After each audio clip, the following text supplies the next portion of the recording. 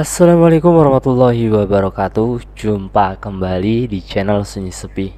Pada kesempatan kali ini saya akan kembali lagi melanjutkan cerita yang berjudul Pambanci Mematikan dari Pelosok Kalimantan, yang hanya ada dua kemungkinan jika sudah terkena: hidup berpisah atau mati bersama. Cerita yang ditulis oleh Eteras 140217. Oh iya, kalian juga dapat mengunjungi tweet beliau langsung ya.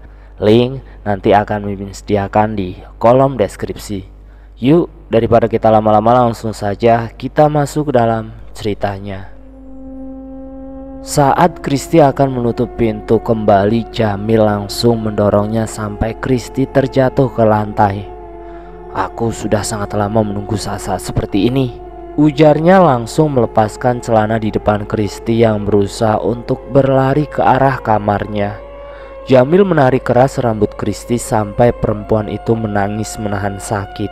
"Ini semua karena kau sudah berani menamparku waktu itu," ujar Jamil. Wajah Kristi beberapa kali mendapat tamparan keras dari Jamil karena ia terus memberontak.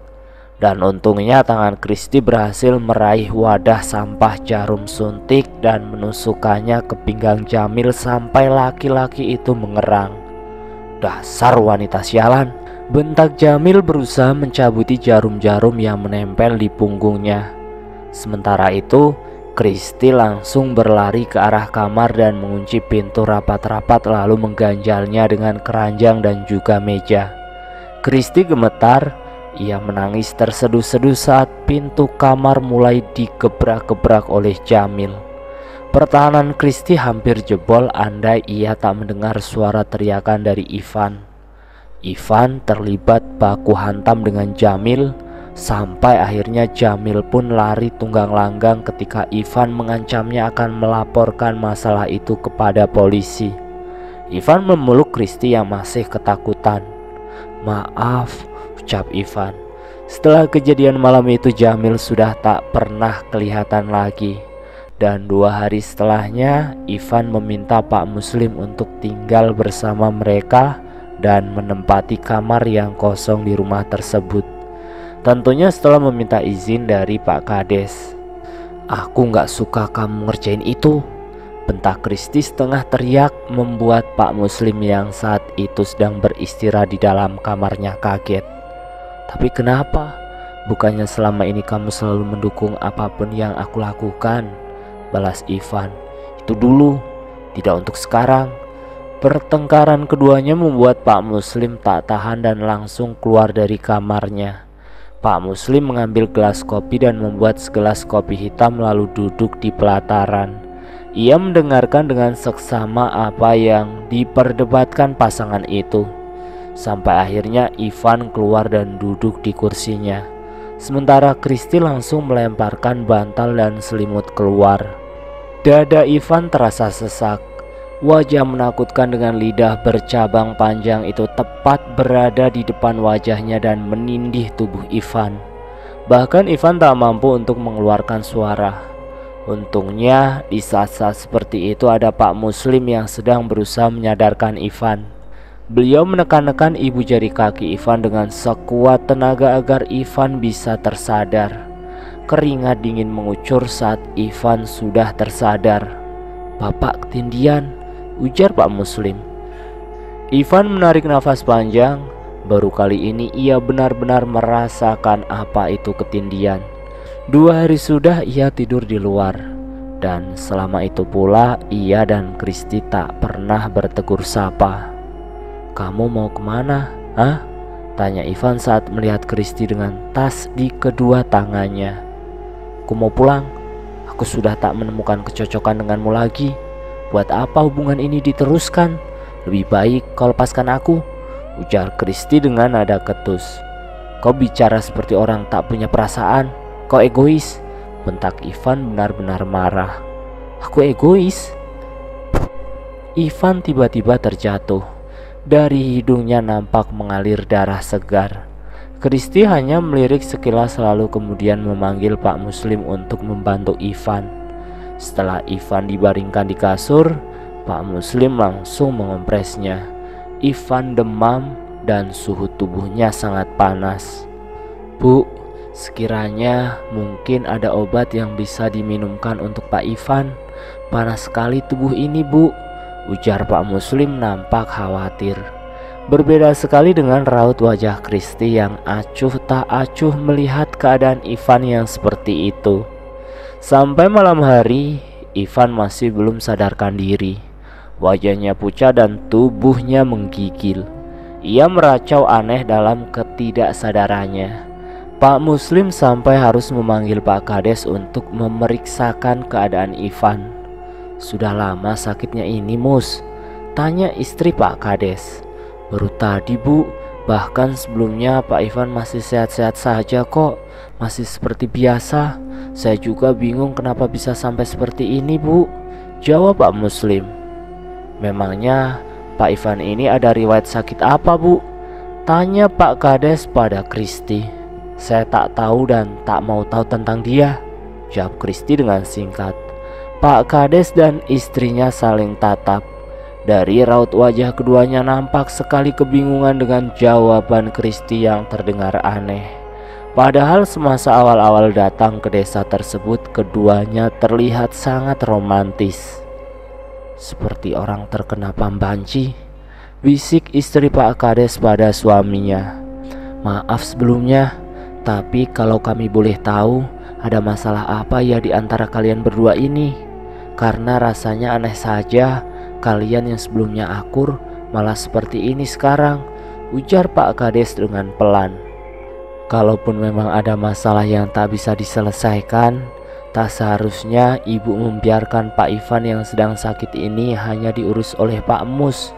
Bagaimanapun masalahnya, tolong jangan sampai mengacuhkan suami ibu begini.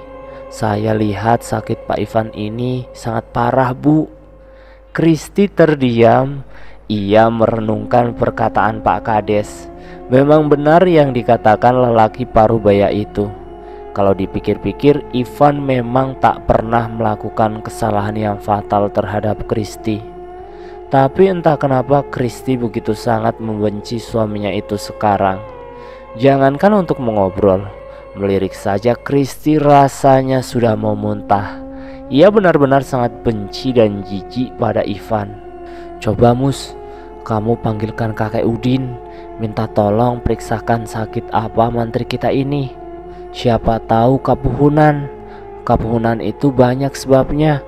Ada yang gara-gara makan gak jadi lalu jalan, atau pas ditawarin minum kopi, singkong dan lain-lain gak mau," ujar Pak Kades dengan logat bahasa Banjar yang kental sekali.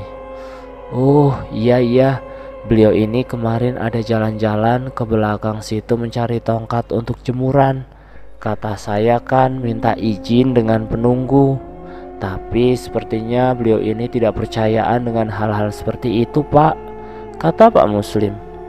Setelah berkata seperti itu, Pak Muslim lantas beranjak dari duduknya dan langsung berjalan keluar. Di perjalanan menuju rumah Kai Udin, Pak Muslim merasa kalau ada seseorang yang sedang menguntitnya. Beberapa kali Pak Muslim menghentikan langkahnya dan terdengar suara dedaunan kering yang terinjak kaki. Entah itu manusia atau hanya binatang. Dan saat beliau akan meneruskan langkahnya lagi, tiba-tiba seseorang memanggilnya. Lalu tanpa basa-basi langsung mengayunkan balok kayu yang ia bawa ke arah Pak Muslim. Tapi untungnya Pak Muslim yang seorang ahli dalam bela diri tersebut dengan sigap menahan serangan orang bertopeng itu. Keadaan malah menjadi berbalik ketika Pak Muslim benar-benar mengeluarkan jurus kuntau andalannya. Orang itu akhirnya lari tunggang langgang meninggalkan Pak Muslim yang masih berdiri menatapnya sampai benar-benar hilang di balik rimbunan pohon.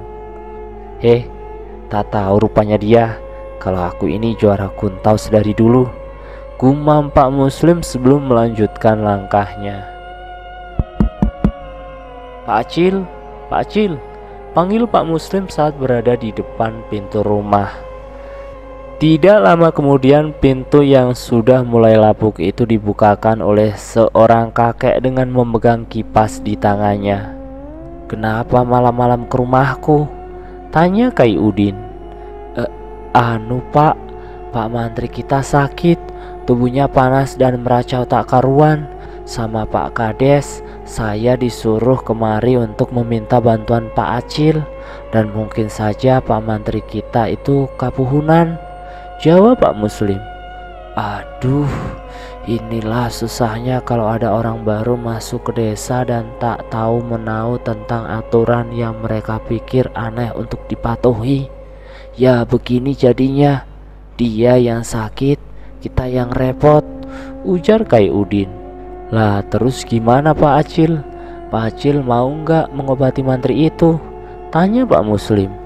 Iya, tunggu dulu sebentar, aku mau memakai celana. Kalau nanti sarungku melorot di jalan kan bahaya, ujar Kai Udin. Beuh, dasar kakek ini, sungut Pak Muslim. Singkat cerita, saat sampai di tempat Ivan dan Kristi, Kai Udin nampak mengerutkan keningnya. Mulutnya nampak berkomat-kamit membaca bismillah dan doa. Lalu beliau melangkah masuk dalam rumah. Saat pertama kali masuk, beliau menatap lekat pada Kristi yang langsung membuang muka. Ini bukan kapuhunan, ujar Kai Udin. Pak Kades mengerutkan keningnya. Lalu kena penyakit apa Pak Menteri kita ini? Sakit biasa berarti ya? Aku kan mengatakan kalau dia ini tidak kapuhunan, dan tidak ada mengatakan kalau dia sakit biasa. Lah jadi ada yang memberi pambanci pada pasangan ini. Pambanci 2 sungai dari pedalaman Kalimantan Tengah. Aku tahu karena dulu aku punya teman orang Dayak yang bisa memberi pambanci seperti ini, ujar Kai Udin. Kalau itu pambanci, berarti benar dugaan saya, ujar Pak Muslim. Kai Udin mengalihkan pandangannya pada Kristi. Pasti sebelumnya kamu pernah kehilangan baju, celana, atau sarungmu kan? Yang sampai saat ini belum ketemu, tanya Kai Udin. Kristi tak menjawab. Karena yang dibutuhkan dalam ritual memberi pambanci ini diperlukan pakaian kedua pasangan yang mau dipisahkan, gelas 2 buah, piring kaca 2 buah yang sering digunakan oleh korban, lengkap dengan sendok, rambut, gambar biasanya saat berdua, lalu nanti disobek dan dipisahkan. Benda-benda ini yang terbuat dari kaca akan dipecahkan dan dikubur di pinggir sungai bersama rambut, gambar, dan lain-lain. Tentunya di sungai yang saling berseberangan, dan dibacakan mantranya yang seperti papantun, yang kurang lebih mungkin artinya begini: kalau kedua sungai ini bisa menyatu, maka menyatulah kembali pasangan ini. Namun jika tidak, maka hancur sehancurnya lah rumah tangga mereka. Pambanci ini sudah jarang sekali yang meritualkannya, karena caranya yang cukup sulit dan lagi korban akan mati jika tidak bercerai, lanjut Kai Udin. Lalu untuk menyembuhkan mereka dari pengaruh pambanci itu bagaimana Kai? Tanya Pak Kades. Hanya ada satu cara, dan cara ini bisa dibilang sangat amat mustahil dilakukan. Caranya apa Kai? Desak istri Pak Kades. Gali kembali buhulnya, lalu satukan dan kubur. Masalahnya kan kita tidak tahu siapa yang memberi pambanci ini. Lagian kita juga tak tahu di mana mereka mengubur benda-benda itu. Apa ada cara lain Kai? Itu hanya satu-satunya cara. Lagi pula di Kalimantan Tengah, sungai yang saling berseberangan itu tidak sedikit. Dalam satu desa bisa saja ada 3 atau 4 sungai yang saling berseberangan. Sangat mustahil untuk mencarinya. Kita masih mencari, pasangan ini bisa-bisa sudah mati, ujar Kai Udin. Allahu Akbar. Kira-kira siapa yang melakukan ini pada mereka? Gumam Pak Kades. Pak Muslim nampak tertegun. Ia menelan ludahnya berkali-kali. Pak, maaf sebelumnya, tapi saya rasa ini ulah keponakan Bapak. Karena Bu Kristi pernah cerita pada saya kalau ponakannya bapak itu mengganggu dia sepulang dari warung. Dan alasan utama mereka membawa saya tinggal di sini itu karena sebelumnya Jamil pernah mencoba melakukan hal tidak senonoh pada Bu Kristi di saat Pak Ivan sedang memenuhi panggilan salah satu warga desa. Untungnya Pak Ivan datang tepat waktu sebelum Jamil berhasil menggagahi Bu Kristi, Pak. Malam itulah terjadi perkelahian fisik antara keduanya. Sampai akhirnya Pak Ivan mengancam akan melaporkan ulah Jamil tersebut kepada polisi. Lalu Jamil pergi dan tak pernah terlihat lagi sampai saat ini.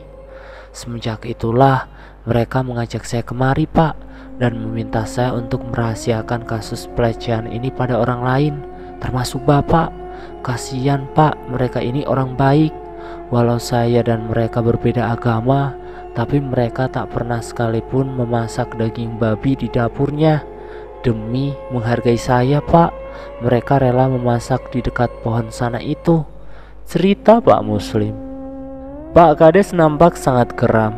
Raut wajahnya seketika berubah. Dasar bajingan, kalau bukan karena orang tuanya, sudah dari dulu dia itu kuusir dari sini. Kelakuannya tak pernah berubah, ujar Pak Kades.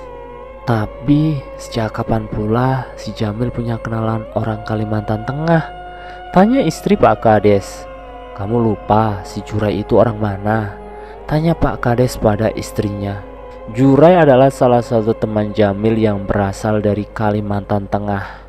Pak Kades mencurigai kalau Jurai lah yang memberitahukan tentang pambanci atau dukun pada Jamil. Malam itu juga Pak Muslim dan Pak Kades mencari keberadaan Jurai. Pemuda itu biasanya tidur di rumah Jamil. Orang tua Jamil nampak kaget saat melihat kedatangan Pak Kades di tengah malam buta tersebut. Mana Jamil? Tanya Pak Kades. Ada apa ini, Dul? Kenapa malam-malam mencari Jamil? Apalagi yang sudah dia buat? Ujar ibunya Jamil memberondong Pak Kades dengan banyak pertanyaan. Anak kakak si Jamil sudah membuat hal yang sangat kurang ajar pada mantri dan istrinya. Dia hampir saja memperkosa istri mantri, dan sekarang dia berulah lagi dengan memberi pambanci pada pasangan itu. Di mana dia sekarang? Kau main percaya saja dengan orang-orang baru itu? Memangnya ada bukti kalau Jamil anakku yang melakukannya? Balas perempuan parubaya tersebut dengan suara tinggi. Perlu bukti apa lagi? Apakah pengakuan orang-orang yang sebelumnya itu kurang untuk dijadikan bukti? Sayang anak itu boleh, Kak. Boleh sekali, dan memang itu harus untuk setiap orang tua. Tapi cara kakak ini salah. Sudah tahu kelakuan anak kakak seperti setan, tapi bila orang menasehati, orang itu yang kakak marahi. Saya sudah cukup bersabar dengan kelakuannya selama ini, tapi sekarang tak ada toleransi lagi untuk perbuatannya itu. Kalau dalam waktu 24 jam dia tidak menemuiku, aku sendiri yang akan menulis laporan kepada kepolisian, ujar Pak Kades dengan tegas. Pak Muslim terlihat cukup puas mendengar perkataan Pak Kades. Tak salah kalau Pak Abdul selalu terpilih menjadi kepala desa di sana, karena memang orangnya tegas, baik hati dan sederhana. Beliau sudah membangun desa itu menjadi lebih maju. Bahkan beliau juga tak pandang bulu, bila ada yang bersalah pasti akan dihukum sesuai dengan kesalahannya, meskipun itu adalah keluarganya sendiri. Sementara di rumah, wajah Kristi terlihat sudah sangat pucat dengan mata yang terus menatap lantai. Beberapa kali istri Pak Kades berusaha memijit-mijit tengkuk Kristi dengan minyak kayu putih. Kai Udin terlihat berdiri di depan pintu sambil menghisap rokok tembakonya. Bau tembakau ampanan menyeruak membuat Bu Kades terbatuk beberapa kali. Asapnya mengepul memenuhi ruangan tersebut. Tidak berapa lama kemudian terdengar suara Pak Muslim dan Pak Kades yang sudah datang. Pak Kades melempar Jurai ke pelataran. Demi Tuhan, Pak, saya tidak tahu apa-apa. Demi Tuhan, Pak, saya tidak tahu apa-apa. Memang waktu itu Jamil pernah menanyakan seputaran tentang perdukunan pada saya. Dan saya ceritakan apa adanya, Pak. Saya tak pelit cerita, Pak. Siapapun yang bertanya tentang keadaan kampung saya akan jawab yang sebenar-benarnya, Pak. Saya pun tak tahu kalau Jamil sampai melakukan hal itu pada Pak Mantri, ujar Jurai nampak ketakutan. Kau jangan coba-coba berbohong padaku, Rai, bentak Pak Kades. Sungguh, Pak, demi Tuhan, saya tidak bohong. Tapi kalau Jamil memang mendatangi dukun itu, saya tahu di mana tempatnya, Pak. Saya akan bawa Bapak ke sana. Karena kalau dilihat dari keadaan mereka ini sudah berada di tahap akhir menuju kematian, Pak, ujar Jurai meyakinkan Pak Kades kalau dirinya tak ikut dengan kelakuan Jamil. Ya Allah, ya Rob, kau jangan berkata seperti itu, Rai. Umur orang hanya Allah yang tahu, tegur Bu Kades. Bukan maksud saya seperti itu, Bu, tapi itu pengalaman saya sendiri yang sudah sering melihat orang seperti ini, jawab Jurai. Sudah, tak usah berdebat. Sekarang lebih baik kau hubungi kawanmu yang orang terminal itu. Pesan 2 kursi di bus padanya untuk kita besok, ujar Pak Kades. Kristi melihat di bagian sudut ruangan ada sesosok makhluk mengerikan berambut panjang dan tebal hingga menutupi tubuhnya. Lidah makhluk itu sesekali keluar. Lidah itu bercabang dan sangat-sangat panjang. Matanya pun sangat aneh, berwarna hitam dan putih di bagian tengahnya. Kalau manusia normal kan yang hitam dikelilingi warna putih, tapi mata makhluk tersebut malah sebaliknya. Kristi menggigil, namun ia tak bisa sedikit pun memalingkan wajahnya ke lain arah. Berlahan-lahan makhluk itu berjalan dengan bibir menyeringai.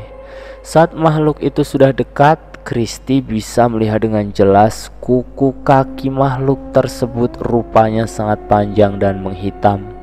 Baunya mirip lumpur. Kristi muntah karena tak tahan mencium bau lumpur busuk dari makhluk yang berada di hadapannya itu. Namun meski begitu, Kristi masih tetap tak bergeming dari duduknya. Matanya melotot menatap makhluk aneh tersebut. Tiba-tiba Kai Udin melempar sesuatu ke arah Kristi yang langsung saja membuatnya jatuh pingsan. Maaf, Pak, tadi saya sudah pesankan kursi di bus untuk besok, tapi bos saya tidak mengizinkan saya libur, Pak. Bagaimana ya, Pak? Ujar Jurai setelah beberapa waktu berlalu. Masalah pekerjaan, kau tak usah khawatir. Yang kita utamakan sekarang adalah keselamatan dari Pak Mantri dan istrinya. Karena ini juga melibatkan kamu, Rai. Iya, Pak, saya mengerti, jawab Jurai. Menjelang subuh, di saat semua orang sudah tertidur, Ivan terbangun. Mukanya pucat dan tubuhnya terasa sangat dingin. Ia mencium bau lumpur yang melangsang sampai ke tenggorokannya. Ia menatap ke arah Kristi yang berada tepat di sampingnya. Ia nampak terkesiap kaget begitu melihat Kristi yang dalam pandangannya berwujud makhluk menyeramkan dengan lidah bercabang. Ivan berusaha menjauh ketika dalam pandangannya ia melihat sosok itu menoleh menatapnya. Nafas Ivan bergemuruh. Istri Pak Kades yang tidur tak jauh dari tubuh Kristi terbangun. Ia nampaknya juga kaget ketika melihat wajah Ivan yang menegang dan sangat ketakutan saat melihat istrinya sendiri. Dan bersambung. Kira-kira seperti apakah kelanjutan dari cerita ini? Nantikan pada bagian yang selanjutnya. Terima kasih sudah mampir di channel Sunyi Sepi. Jangan lupa tekan tombol like, share, dan komen. Tekan subscribe untuk mengikuti video kami selanjutnya ya. Wassalamualaikum warahmatullahi wabarakatuh.